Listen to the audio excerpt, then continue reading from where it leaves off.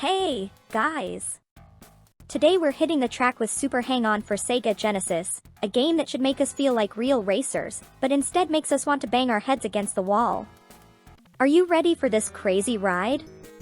Well, get ready, because we're going to see some good stuff.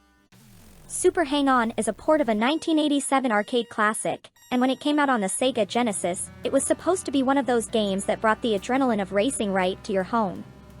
I mean, look at this, racing motorcycles, speeds of 200 kilometers per hour, dangerous curves, everything you need to feel like a real driver.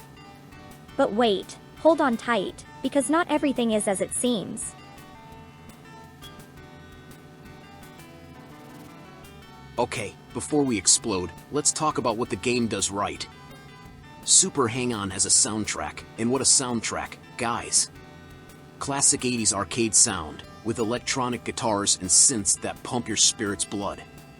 If you close your eyes and just focus on the music, it almost feels like you're on a real track. Also, visually, the game is decent for the times. The landscapes change as you race through Africa, Asia, America, and Europe, although honestly, it feels like each level is a little too similar after a while. But hey, for a 91 motorcycle game, it's still nice to see some variety in colors and backgrounds.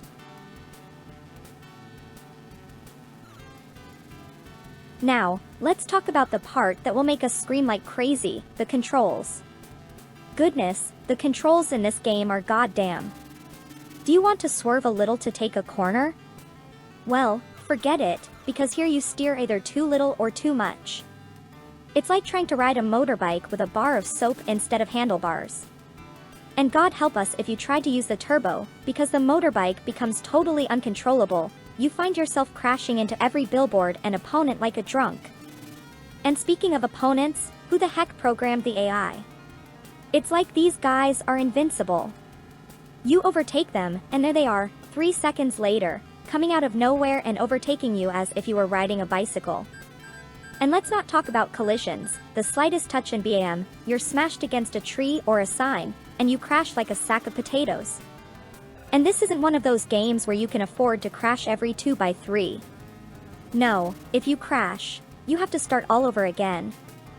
Frustrating? Career mode, or as I like to call it, lose your sanity mode, allows you to improve your bike by winning races and earning money. Cool, right? But there's one problem. Every little change you make to your bike, it seems to make things worse. Worse? Add a more powerful engine? Good luck not flying off the road. You end up with a bike that goes faster but is impossible to control. Fantastic. And now, after putting up with all that, how many times will you want to play Super Hang-On again? Spoiler, probably never again. Sure, there's the satisfaction of beating a race, but after doing it once, there's not much that keeps you coming back. It's one of those games you play once, put it away and pray no one gives it to you again. Super Hang-On could have been a great racing experience if it weren't for the imprecise controls and unbalanced difficulty. It's kind of like that annoying friend who says, "Hey, let's go for a race, it'll be fun."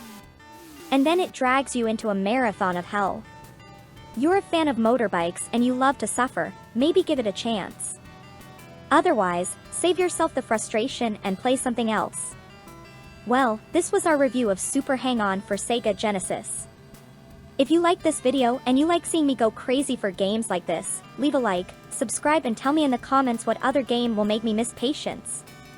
See you next time, guys, and remember, never use the turbo. Ever.